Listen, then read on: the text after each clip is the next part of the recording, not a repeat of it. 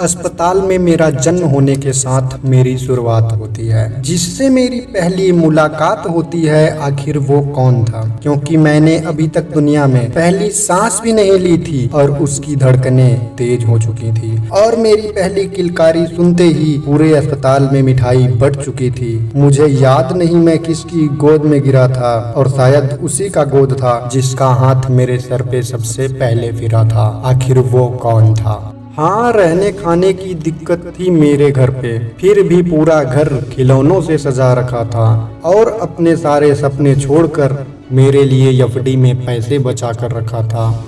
आखिर वो कौन था जो खुद तो अनपढ़ रह गया लेकिन मुझे पढ़ा रहा था, जो अपने हिस्से का खाना मुझे खिलाकर खुद आधा पेट खाकर सो जाता। आखिर वो कौन था जो खुद फटे पुराने कपड़े पहनकर मुझे नए कपड़े दिलवाता, जिसे बुखार तो आता था लेकिन कभी गोली नहीं खाता था, और जिसे पैरों में दर्द होता था लेकिन किसी से बता नहीं पाता था। शायद उनकी आंखों में आंसू आते थे लेकिन वो कभी रो नहीं पाता था। आखिर वो कौन था जो मेरी जवानी के साथ खुद बूढ़ा हो रहा था, दर्द में उनके पैरों को जकड़ रखा था लेकिन मेरे लिए दिन रात भागता रहता। आखिर वो कौन था?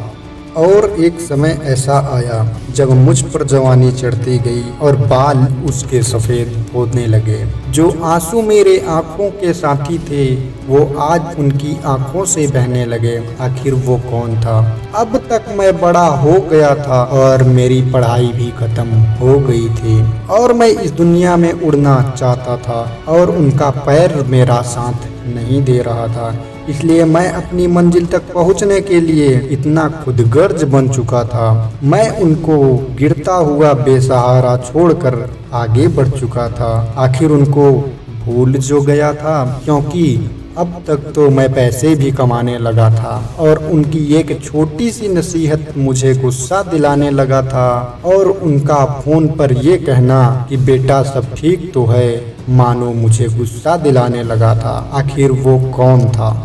और अब वक्त ने करवट बदली। अब तक मैं भी किसी का बाप बन चुका था और वो जो छोटा सा चेहरा था वो मेरी जान बन चुका था। इससे पहले मुझे मेरी गलतियों का एहसास होता, एक बार वक्त ने फिर अपनी ताकत दिखाई ताकि दुनिया मुझ पर हंस सके।